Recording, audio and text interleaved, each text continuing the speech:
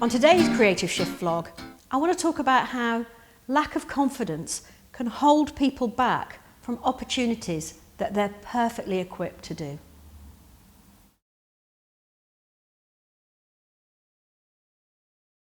I work often with people who want to apply for a new job or make a change in their business, but then they really are held back by the fact that they think that they can't do anything or they can only do the thing they're doing now. And I was reminded particularly about the difference in gender when applying for new jobs, and a story that Heather Rabat told on her Desert Island Discs.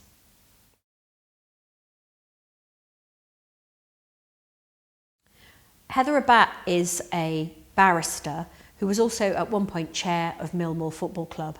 And when they were looking for a new manager, they got applications in where the applicant would say confidently, yes, I have managed Luton Town and taken them to the European Championships. And she said, well, I know my football. I'm pretty sure Luton have never been in the European Championship. And then if you read down the CV, it actually turned out that people were writing about their experience on the PlayStation or Xbox using FIFA World Cup Manager or whatever. It wasn't real. Often men will apply for jobs where they are pretty sure they can do about half of the jobs on the job description. Research has shown that women will usually only apply for jobs when they can do all of it. And while those are generalisations, I've known men who are like that too. I would say that often a lack of confidence holds people back from new opportunities.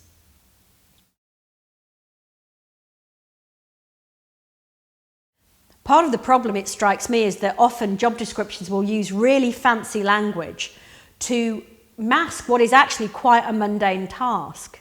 I remember when I was being interviewed for a job really early on at Women and Theatre, where I was going to be their administrator. It very grandly said stationery and equipment stock control.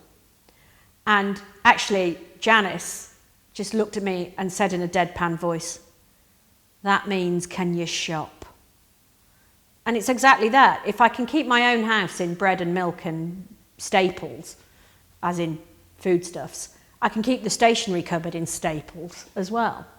It's exactly the same thing. Another coachee of mine wouldn't apply for a job because she said, I have to process invoices. Well, really all that meant was look at them, probably sign them and hand them to the bookkeeper. If you don't know what a job entails because of opaque language, just ask.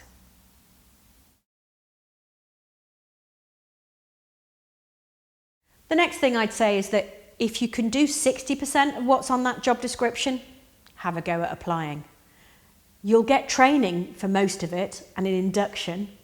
And the worst case is you'll get some interview practice or some application writing practice, or you'll dust off your CV.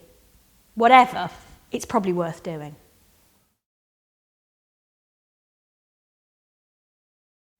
And as for the other 40%, think of something analogous. Think of work that you've done that's similar in different contexts, maybe not as part of your work.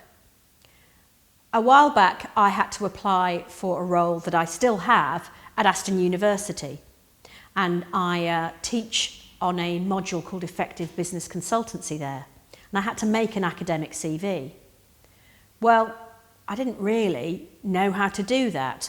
But I had to think about grants, publications, and teaching experience.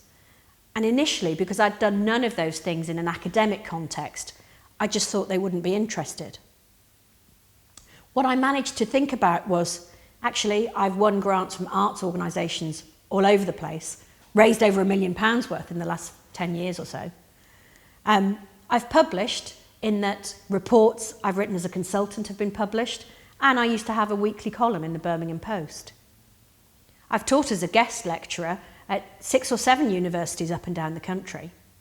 And in fact, putting those things together made me realise that I did have what it takes to build an academic CV.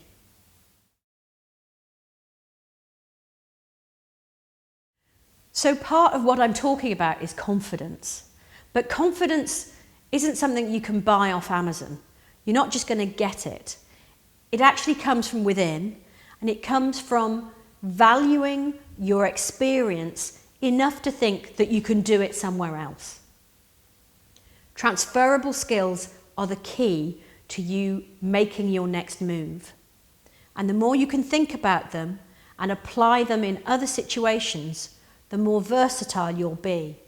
You'll have the confidence to make that application, and I hope the confidence to move on and make that next job application really strong, really persuasive, and really winning.